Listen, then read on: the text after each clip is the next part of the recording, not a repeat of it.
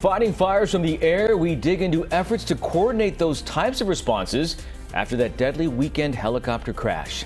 Thanks for joining us here at 6. I'm Tony Lopez. And I'm Marley Ginter. We continue following that mid-air helicopter collision that killed 3. It happened in Southern California Sunday as crews battled a brush fire, a 20-acre brush fire in Cabazon. CBS 13's Tori Apodaca joins us live near McClellan Airport, getting answers on how CAL FIRE coordinates these very delicate aerial firefighting techniques. Tori.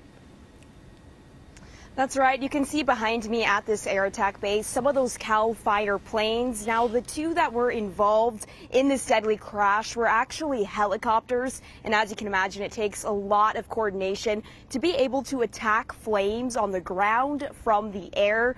Well, we're getting answers on what those 2 helicopters' role were in that tragic incident.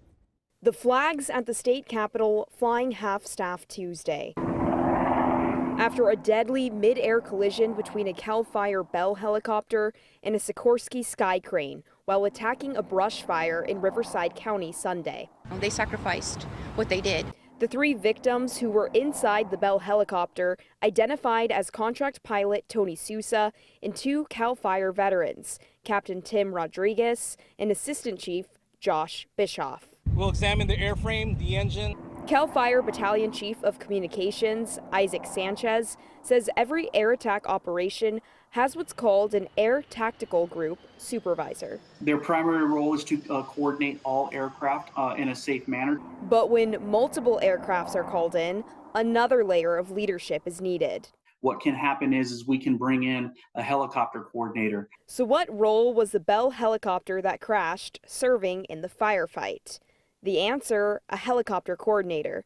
That's because 6 aircrafts responded.